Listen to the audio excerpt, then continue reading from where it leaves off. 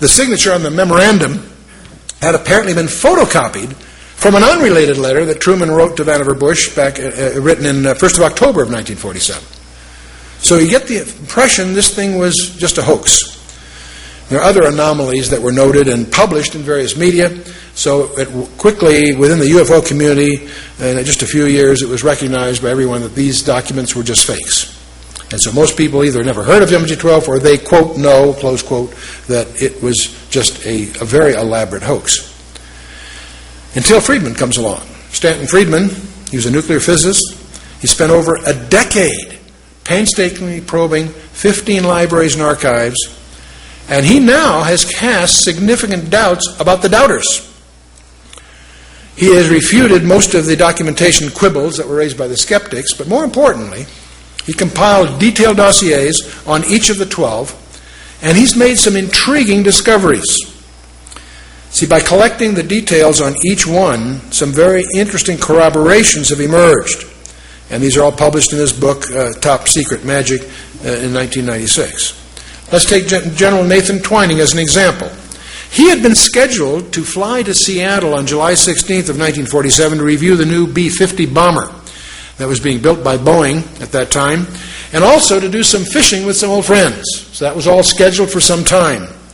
Suddenly, General Twining canceled his Seattle trip and headed for New Mexico on July 7th. This is billed as just a routine inspection, but that doesn't jibe with the apparent urgency to upset all these other long-laid plans for no apparent specific reason. It's also interesting that on July 9th, President Truman met with New Mexico Senator Chavez with no reason given. So you get the feeling behind these calendar entries there's something going on. Another interesting guy is Donald Menzel. He apparently, Friedman discovers, led a double life.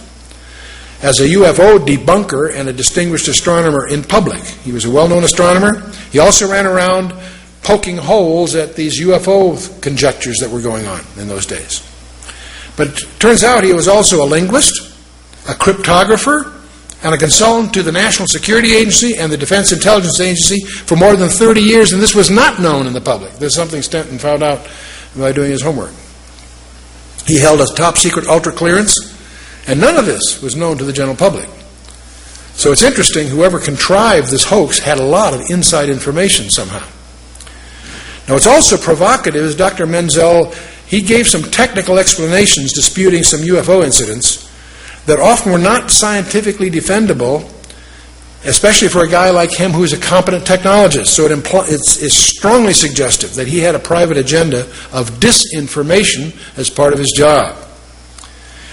So at this point, it may be useful to highlight, again, this is a little tutorial, which I'm going to call the anatomy of secrecy. How do you make something secret within the government or military community? Well, the first thing, you can define the content of what's going on as secret or top secret or whatever level is justified by the content of the material. If there's a contract, the content of the work can be classified secret, top secret, what have you.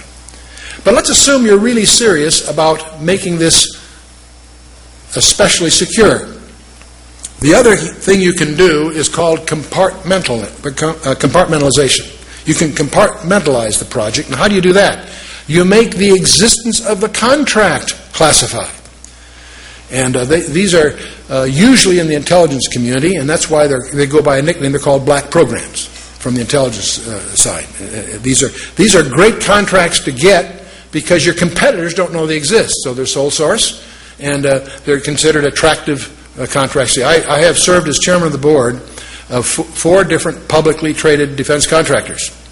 And several of these were companies that had their primary commitments in deeply classified work and obviously included compartmentalized programs.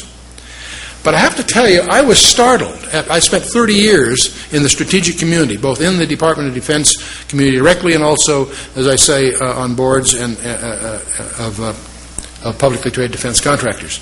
And I have to tell you, it was late in that 30-year career that I discovered, much to my amazement, there is another level of security, and that's where you make the existence of the customer classified.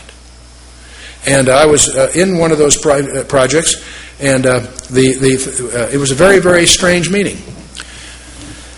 We had our little company that was publicly traded, but not a large company, was competing for a particular procurement, and the head of that particular division asked me, as chairman of the board and controlling shareholder, and so on, to be present in the meeting, along with our banker. The vice president of First Interstate Bank was there, and as we in this conference room, three guys come in with business cards and give us their business cards, High Technology Research Associates or something like that, but quickly explain that that's just a cover, and we're not surprised. That's what's known as a cutout, a shell corporation that they're using for certain purposes, and they explained to us that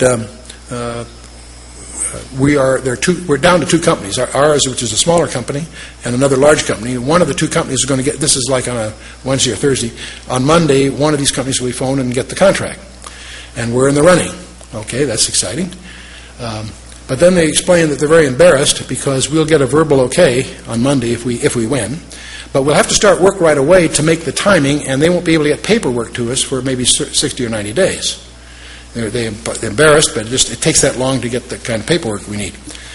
And so the problem is we're going to have to start on a verbal go-ahead before we have paper. And the problem with that is that they looked at our financials, and we weren't that financially strong to undertake that kind of a commitment.